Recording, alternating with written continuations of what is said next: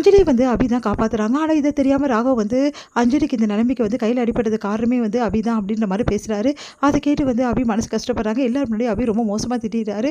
இதனால அபி கோவிச்சுக்கிறாங்க. இந்த சூழ்நிலையில அஞ்சலி வந்து நடந்த விஷயத்த எல்லாம் சொல்லி ராகவ திட்டுறாங்க. "உனக்கு அறிவே இல்லையாடா? என்னடா நீ இப்படி பண்ணிட்ட?" அப்படின்னோனே, என்ன பண்றதுன்னு தெரியாம ராகவ் தவிக்கிறாரு. இந்த சூழ்நிலையில அபி என்ன பண்றாங்க, "இவர் இப்படியே தான் அந்த ராக்கி பாய் திருந்தவே மாட்டாரு.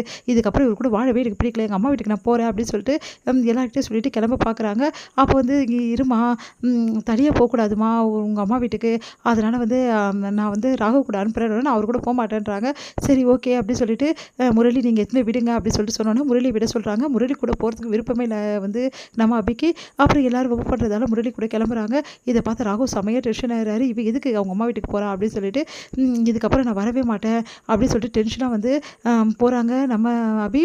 அடுத்து வந்து கரெக்ட்டா வந்து முரளி வந்து கேட்குறாரு, உங்களுக்கும் வந்து ராகவுக்கும் ஏதாவது சண்டையா?" அப்படின்னு சொல்லிட்டு கேட்குறாரு. அதை கேட்டு வந்து புருஷன் பொண்டாட்டினா சண்டை வரதான் செய்யும். அதுக்காக என்ன பண்ண முடியும் அப்படின்றாங்க. உடனே வந்து பார்த்து முறைக்கிறாரு. அடுத்து வந்து கேட்குறாரு, சரி உங்களுக்கும் எனக்கும் வந்து எவ்வளோ வந்து கெமிஸ்ட்ரி ஒர்க் ஆகுது? ஆமா, ஆமா. போன ஜென்மத்தில நீங்க எனக்கு அண்ணனா பொறந்திருப்பீங்க. இந்த ஜென்மத்தில ஒண்ணு வீட்டு அண்ணன் தானே அப்படின்ற மாரி சொல்றாங்க. அதை கேட்டு செமையா டென்ஷன் ஆயிறாரு முரளி. ச்சே இவ இப்படி சொல்றாரு அண்ணன்னு சொல்லிட்டு அப்படின்னு சொல்லிட்டு, அடுத்து வந்து கரெக்ட்டா ட்ராப் பண்ணிடுறாரு அவங்க வீட்ல. அதை பார்த்துட்டு வந்து யோசிக்கிறாங்க அபி. கண்டிப்பா வந்து இந்த வீடு இவனுக்கு தெரிஞ்சிருக்குன்னா, அப்போ எந்த ஞாபகமும் இவன் மறக்கல. சும்மா நடிச்சுட்டு இருக்கான் போல இருக்கு அப்படின்னு சொல்லிட்டு முடிவு பண்ணுறாங்க நம்ம அபி. அடுத்து வந்து இங்கே என்ன பண்ணுறாங்க, அபி போனோன்னே எல்லாரும் என்னடி எதுக்காக வந்திருக்க அப்படின்னு சொல்லிட்டு கேட்குறாங்க. சும்மா தான் வந்தேன் அப்படின்னு சொல்லிட்டு அபி சமாளிக்கிறாங்க. இங்கே வந்து என்ன பண்ணுறாங்கன்னா, அபி வந்து நேரம் ஆயிடுச்சு இன்னமும் வீட்டுக்கு வரல அப்படின்னு சொல்லிட்டு, ராகவ் நீ அபி போய் கூட்டிகிட்டு வான்றாங்க. ராகவ் நான் போக மாட்டேன்றாரு. அதெல்லாம் தெரியாது, நீ அபியோட தான் வரணும், அப்படி வரல அப்புறம் அவ்வளோதான் அப்படின்னு சொல்லிட்டு அஞ்சலி திட்டி விட்டுறாங்க. நீ பண்ண வேலைக்கு தான் அபி கோச்சிட்டு இருக்கா அப்படின்னு சொல்லிட்டு சொல்கிறாங்க. அதை கேட்டு ராகவ் வந்து சரி இப்படி பண்ணுறாளே சொல்லிட்டு போய் கூப்பிட்டு பார்க்குறாரு வீட்டில். அபி வர மறுக்கிறாங்க. இங்கே பாருங்கள் நீங்கள் பண்ண வேலை இப்போலேருந்து எவ்வளோ வேலை பண்ணியிருக்கீங்க. கல்யாணம் நடந்து இப்போ வரைக்கும் என்னை இப்படிலாம் வந்து கொடுமைப்படுத்திருக்கீங்க. அது எல்லாத்தையும் எல்லாரும் முன்னாடி சொன்னால் மட்டும்தான் நான் வருவேன். அப்படி நீங்கள் ஒத்துக்கினா தான் வருவேன். அதெல்லாம் நான் சொல்ல முடியாது. எங்கள் வீட்டில் இருக்கவங்க கஷ்டப்படுத்த முடியாது. அப்படியா கஷ்டப்படுத்த முடியாதா? அப்படின்னா நான் வரமாட்டேன் அப்படின்றாங்க. இப்போ நீ வர போறியா இல்லையா அப்படின்னு ரொம்ப வர முடியாது. என்ன பண்ணுவோம் பண்ணிக்கிங்கன்றாங்க. ராகவ் செம்ம டென்ஷனாக அங்கேருந்து போகிறாரு. என்னாச்சு இவங்க 2 பேருக்கும் அப்படின்னு சொல்லிட்டு வீட்டில் உள்ளவங்களாம் அபி வீட்டில் உள்ளவங்களாம் யோசிக்கிறாங்க. அடுத்து வந்து இங்கே ராகவ் வந்து ஒரு ஐடியா பண்ணுறாரு. என்ன பண்ணுறாரு, ஒரு ஸ்டாஃபை வந்து நீங்கள் போயிட்டு இந்த கவரை எடுத்துகிட்டு போயிட்டு அபி வீட்டில் கொடுத்துருங்க அப்படின்றாரு. அதே மாதிரி அந்த ஸ்டாஃபும் வராரு. அபி வீட்டில் வந்து உங்களுக்கு ஒரு கொரியர் வந்திருக்கு அப்படின்னு.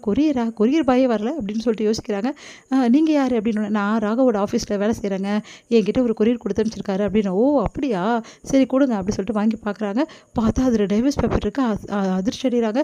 என்னங்க இதெல்லாம் அப்படின்னோடனே உடனே ஃபோன் பண்ணுறாங்க.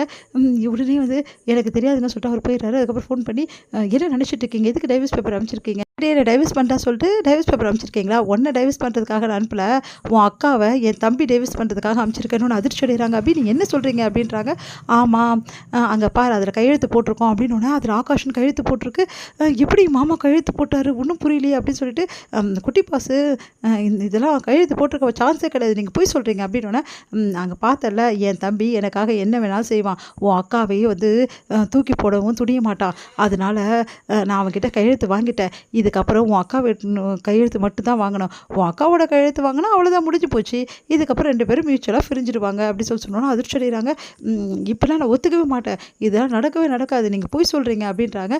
நான் ஏன் போய் சொல்கிறேன், நான் டைவர்ஸ் பேப்பர் அனுப்பிச்சது உண்மை தானே, ஒரிஜினல் பேப்பர் தானே அது, நல்லா பார்க்குறல, சரி சரி எனக்கு டைம் ஆகிடுச்சு, நேராக போயிட்டு அணுக்கிட்ட முதல்ல கையெழுத்து வாங்கிடணும், அதனால் ஒரு காப்பி உனக்கு அனுப்பிச்சி வச்சுட்டேன், இன்னொரு காப்பி என் கையில் இருக்குது, நான் போய் அனுஷ்கிட்ட சைன் வாங்கிடுறேன், அப்படியா அப்படி சொல்லிட்டு ஃபோனை வச்சிடுறாரு.